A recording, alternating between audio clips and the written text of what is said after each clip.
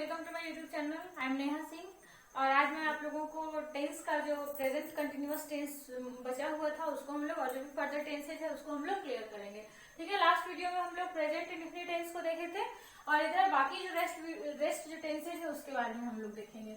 ठीक है गाइस, तो देखिए इसका जो बेसिक होता है प्रेजेंट कंटिन्यूअस का, द रूल ऑफ रिकॉग्निशन में वही सब लोग जानते हैं कि धातु के साथ जो है, धातु मतलब मुख्य क्रिया के साथ है रहा है, रही है, रहे हैं, रहा हूं, रही हूं लगा रहेगा। ठीक है, और उसका जो है बनाने का जो सेंटेंस फॉर्मेशन जो होगा वो क्या होगा, सब्जेक्ट के साथ इज, एम, आर, बिफोर के साथ क्या लगेगा, ऑब्जेक्ट लगेगा। अब इसके लिए हमारे पास रूल है। रूल्स क्या आता है, कहते क्या है कि इस टेंस का प्रयोग सामने हो रही घटनाओं को व्यक्त करने के लिए किया जाता है। जब आप लोगों को टेंस पढ़ाया जा रहा था तो आप लोग देखे होंगे कि उसमें बहुत सारे सेंटेंसेज आपको ऐसे दिए गए थे जो आपके आसपास उस वक्त घट रही थी, उस वक्त घटनाएं हो रही थी, वही उन्हीं घटनाओं को आपको ट्रांसलेशन के रूप में दिया गया था। तो ये हमेशा आपको ध्यान रखना है कि आपके सामने जो घटनाएं दिखाई दे रही हैं, जो आपके सामने जो कार्य हो रहा है, जो क्रियाएं घटनाएं जो संपन्न हो रही हैं, उन्हीं घटनाओं के लिए जो है हम लोग क्या करेंगे, प्रेजेंट कंटिन्यूअस टेंस का प्रयोग करेंगे। प्रेजेंट कंटिन्यूअस टेंस का प्रयोग करने का मतलब है क्या कि is, am, are plus before का आना कंपलसरी है, तभी वो घटना जो है प्रेजेंट कंटिन्यूअस का होगा। ठीक है, तो देखिए सी इज वर्किंग, ये देखिए सामने की घटना है। I am reading time and tense, हम लोग मैं भी अभी जो है टाइम एंड टेंस पढ़ रहा हूँ, जो भी आप लोग पढ़ रहे होंगे तो उन लोगों के लिए। तो देखिए सामने की घटना है। आगे अब जो है इसका नेक्स्ट रूल कहता है क्या है कि यदि सेंटेंस में ये राइट नाउ, अब टाइम एंड टेंस से भी चुके हमें रिलेट करना है इसको कि टाइम को देख करके टेंस को पकड़ना है। तो टाइम को देख करके टेंस हम लोग कैसे पकड़ेंगे, यदि सेंटेंस में येट, आई, राइट नाउ, आई, नाउ अडेज क्या है, येट, राइट नाउ, नाउ अडेज आदि रहे तो इज, एम, आर के साथ बिफोर का प्रयोग किया जाता है। अगर आपको टाइम सेंटेंस में कभी भी ये सब टाइम दिखाई दे, जैसे हम लोग प्रेजेंट इंडेफिनिट में भी देखे थे कि जब हमें टाइम दिखाई देता था तो हम लोग उसके अकॉर्डिंग जो है हम लोग प्रेजेंट इंडेफिनिट टेंस का प्रयोग करते थे, उसके जो है V1 या V5 का जो रूल था उसको प्रयोग करते थे। और यहाँ भी हमें यही चीज ध्यान देना है कि जैसे कि येट रहेगा, राइट नाउ रहेगा, नाउ अडेज रहेगा, तो ऐसे सेंटेंसेस में जो है इज, एम, आर के साथ बिफोर का प्रयोग करना होता है। हमें इज, एम, आर के साथ बिफोर का प्रयोग करना चाहिए, किया जाता है। ठीक है, जैसे कि India dash economical problem nowadays. ठीक है, इंडिया, अब यहाँ पे डैश इकोनॉमिकल प्रॉब्लम नाउअडेज है, यहाँ पे सफर वर्ड आया है, मेन वर्ड के रूप में यहाँ पे सफर है। सफर का कौन सा रूप यहाँ पे आप फिलअप करिएगा ये आपको सोचना है। तो हम लोग कैसे पता करेंगे, नाउअडेज से,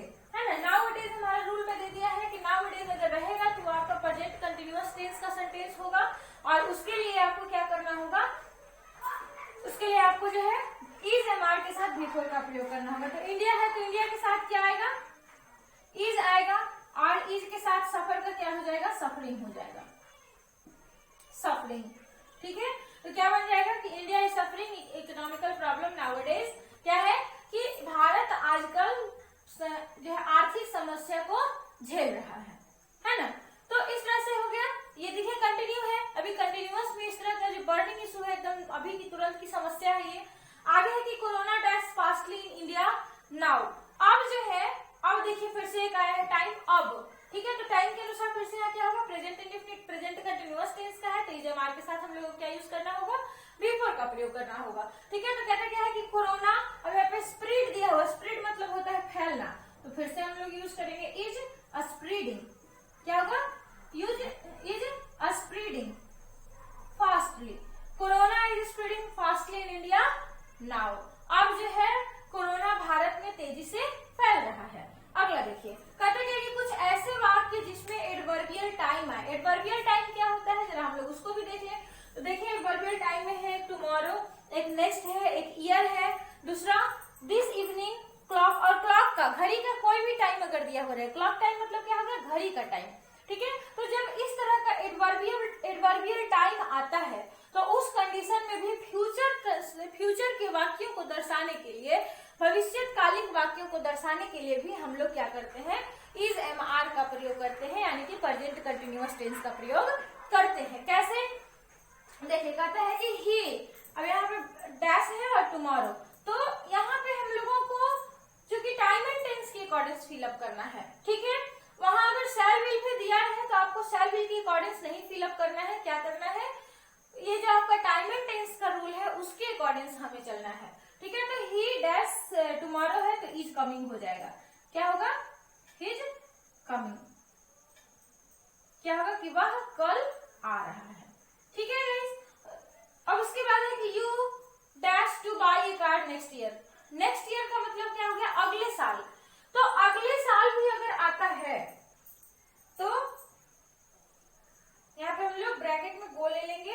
अगले साल भी अगर आता है तो हम लोग उस कंडीशन में क्या करेंगे कि यहाँ पे फ्यूचर टाइम है बट टेंस क्या है, प्रेजेंट कंटिन्यूअस का है, तो हमें फिर से यहाँ पर इज गोइंग, आर गोइंग का प्रयोग करना होगा। यू है, यू के साथ कौन सा हेल्पिंग वर्ब आएगा, आर, और आर के साथ क्या आएगा, गोइंग। मतलब हमें क्या यूज करना है, you are going to buy a car next year.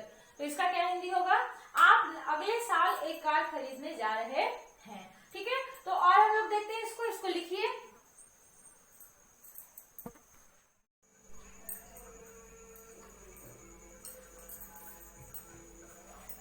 चलिए अगला देखिए, कहते क्या है कि भविष्य के निश्चित प्रोग्राम के लिए प्रेजेंट कंटिन्यूअस टेंस का प्रयोग किया जाता है। मतलब भविष्य का कोई निश्चित एजेंडा आप बना करके रखे हुए हैं कि कोई भी काम हो, जैसे कि आज एग्जांपल लेते हैं आप कि आई एम गोइंग टू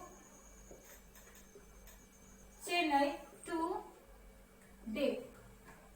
ठीक है ना, तो यहाँ पर देखिए टुडे की बात आई है तो कोई फिक्स्ड एजेंडा बना लिए आपने, कोई प्रोग्राम बना लिए है कि मुझे जो है मुझे आज जाना है, फिर आज मैं जा रहा हूँ। अभी गए नहीं है लेकिन फ्यूचर की बात कर रहे हैं कि अभी आपको जाना है। ठीक है, तो उस कंडीशन में फिर क्या किया जाता है कि am is am are plus before का प्रयोग किया जाता है। और भी सेंटेंस ले सकते हैं कि she is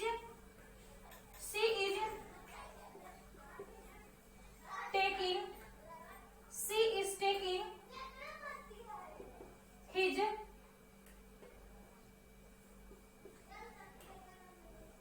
promotion this year। इस तरह से तो देखिए यहाँ पर भी इस टेकिंग आया तो ये क्या कर रहा है, प्रेजेंट कंटिन्यूअस का बोल करा रहा है, और टाइम क्या है, यहाँ पर फ्यूचर का है। ठीक है, तो ये फिक्स्ड एजेंडा है। और भी आप फिक्स्ड एजेंडा लिख सकते हैं कि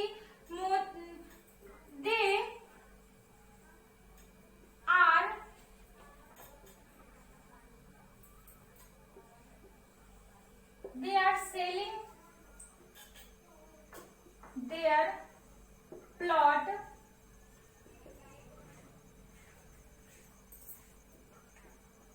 नेक्स्ट मंथ। तो इस तरह से क्या होगा, देखिए आर सेलिंग फिर से आया, तो इस तरह से क्या है कि अपना क्या है कि जब कोई फिक्स्ड एजेंडा रहेगा कि वो काम हमको करना ही है, एकदम प्रोग्राम फिक्स हो गया है, तो वैसे कंडीशन में हमें क्या करना होता है, is am are plus before का प्रयोग करना कंपल्सरी हो जाता है। ठीक है, अब है देखिए, अब है क्या आपको इसमें इम्पोर्टेंट प्रेजेंट कंटिन्यूअस टेंस में इम्पोर्टेंट जो थिंग्स है उस पर जो है ध्यान देने की बात है, वो क्या है, देखिए कहता क्या है कि आपको कभी भी, नोट में आप चाहे तो लिख सकते हैं कि कभी भी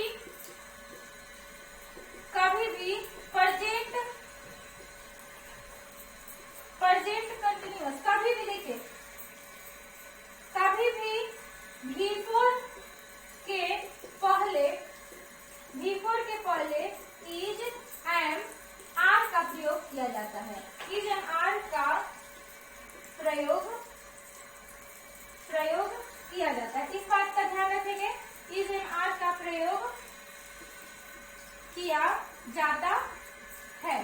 ठीक है, पहली बात आपने ध्यान दिया। दूसरी बात क्या है कि अगर इज एम आर रहेगा तो आपको कंपल्सरी बिफोर का ही प्रयोग करना है। इसमें कंडीशन क्या होगा, टर्म ऑफ कंडीशन 2 है। क्या क्या है टर्म ऑफ कंडीशन कि जब कभी भी सेंटेंस में बिफोर रहे तो आपको इज एम आर का प्रयोग करना होगा, और यदि अगर सेंटेंस में इज एम आर रहे तो उसके बाद बिफोर का प्रयोग करना होगा। हम लोग दोनों एग्जाम्पल ले लेते हैं। पहला एग्जाम्पल क्या कहता है कि he dash doing this work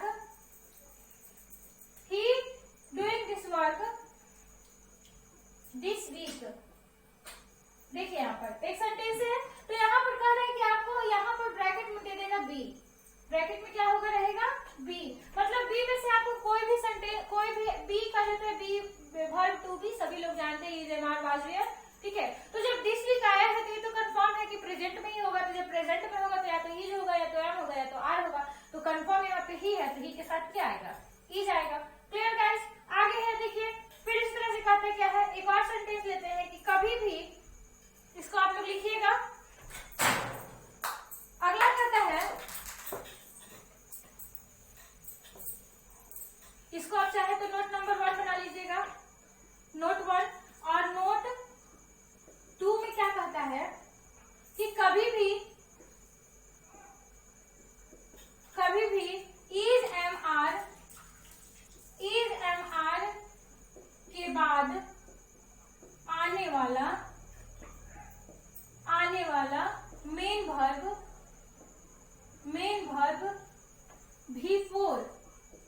V4 के रूप में होता है, ठीक है।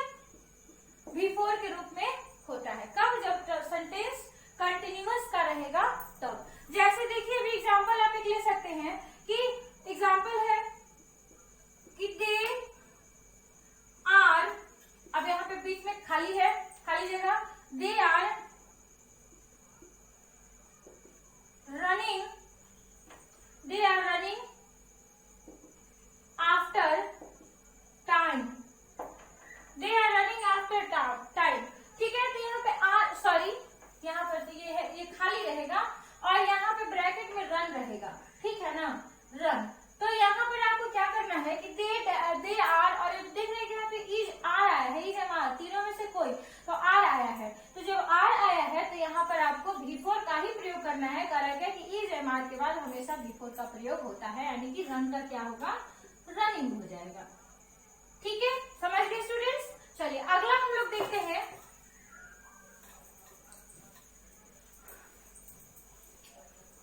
रूल नंबर, नोट नंबर है नोट 3। कभी कभी क्या होगा, कभी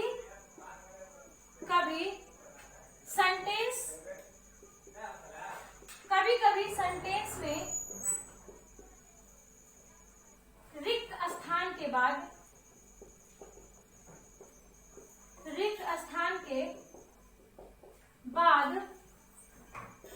भीतरी दिया रहता है, परंतु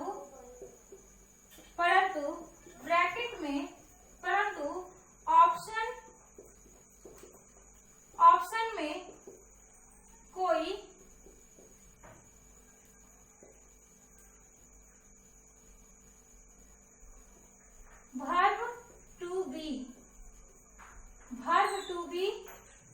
वर्ब टू बी क्या होगा, इज होगा या एम होगा या आर होगा, वर्ब टू बी दिया रहे। तो पैसिव वॉइस के अनुसार, क्या पैसिव वॉइस जब हम लोग पैसिव वॉइस के अनुसार क्या होगा कि verb to be is am are दिया रहे, तो पैसिव वॉइस के अनुसार हेल्पिंग मेन वर्ब के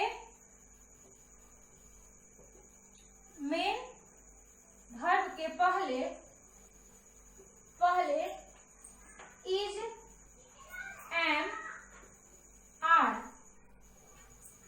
प्लस बीइंग का प्रयोग किया जाता है, बीइंग का प्रयोग किया जाता है। कैसे? एग्जाम्पल में आप ले सकते हैं कि दिस प्रोजेक्ट डैश प्रिपेयर्ड,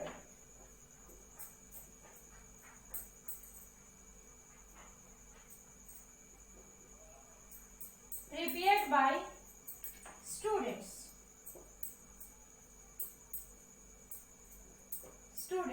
और यहाँ पर ब्रैकेट में बी दिया हुआ रहेगा।